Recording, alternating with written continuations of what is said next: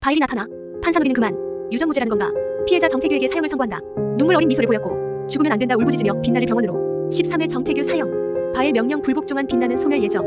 이제 다운과 약속한 대로 정태규에게 합당한 법의 심판을 내리는 것만 앞둔 빛나. 하지만 재판에 들어가기 직전 바일이 나타나 판사 노리는 그만하라며 정태규를 풀어주고 처단하여 지옥으로 보내라 한다. 불복하면 죽음. 재판은 없습니다. 이후 빛나는 판정대에 서재판은 없다 하는데 바일 때문은 아니었고 증인석에 앉기로 했던 정선호가 구치소에서 습격을 당했기 때문이었다. 급소를 찔렸어도 다행히 죽진 않았지만 겁을 잔뜩 먹은 정선호는 증언을 않겠다 한다. 유전무죄라는 건가? 죄인으로 잡혀있으면서도 술 처먹고 있는 정태규 시키. 빛나는 풀어주겠다며 그에게 거래를 제안한다. 인간의 몸으로 영원히 살고 싶으니 해왔던 대로 사람을 죽이고 신체 일부를 가져오면 된다고. 정태규는 자신을 풀어줄 만한 판사는 현재 강빛나뿐이기에 거래를 받아들였다. 물론 둘의 거래는 증인이 사라진 현재 빛나가 그를 자극해 범행을 입증하기 위함이었다. 그런데 용기를 낸 정선호가 증인으로 나선다. 그리고 자신이 목격한 범행들을 증언하지만 그걸 입증할 증거들이 없어 불리했다. 정태규가 정선호 엄마를 굶겨 죽이며 촬영한 캠코더가 발견되면 빼박인데 어디 있는진 모른단 것. 그러나 얼마 지나지 않아 형사들이 나서 살인 과정이 담긴 캠코더 테이프를 찾아냈다. 테이프는 하나가 아니었고 정태규는 그동안 자신이 죽인 살인 영상을 다 남겨놓았었다. 피해자 13명에 대한 증거가 발견된 상황에 자신의 범행을 인정한 정태규.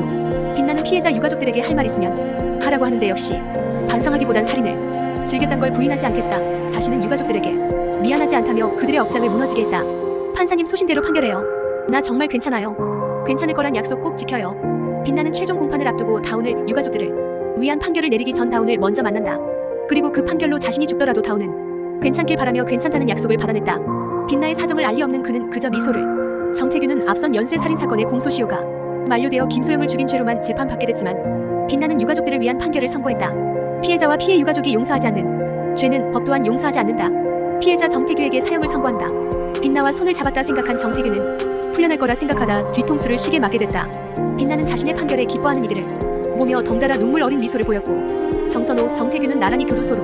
하지만 정선호는 타살 가능성이 다분한 자살로 죽고 정태규는 그걸 빌미로 특별 기율을 신청한다. 빛나에겐 바일이 보낸 악마가 찾아오는데 시간 좀 달라고 부탁했다고 수긍하고 가는 악마.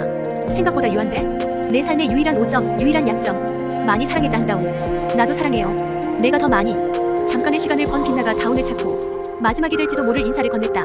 안녕 한다운. 입맞춤과 인사는 작별 인사였지만 다운은 그게 작별 인사란 걸 알아차리지 못한다. 분노한 아롱이가 빛나 좀 말려보라며 다운을 찾아와 알려주기 전까지 다운은 급히 빛나에게로 향하지만 빛나는 이미 바일이 보낸 악마와 마주하고 있었다. 다운이 도착했을 땐 피투성이가 된 빛나만 홀로. 다운은 죽으면 안 된다 울부짖으며 빛나를 병원으로 옮겼지만 심정지를 알리는 기계음이 울려 퍼진다. 이 영상이 즐거우셨다면 구독과 좋아요로 다음 소식을 놓치지 마세요.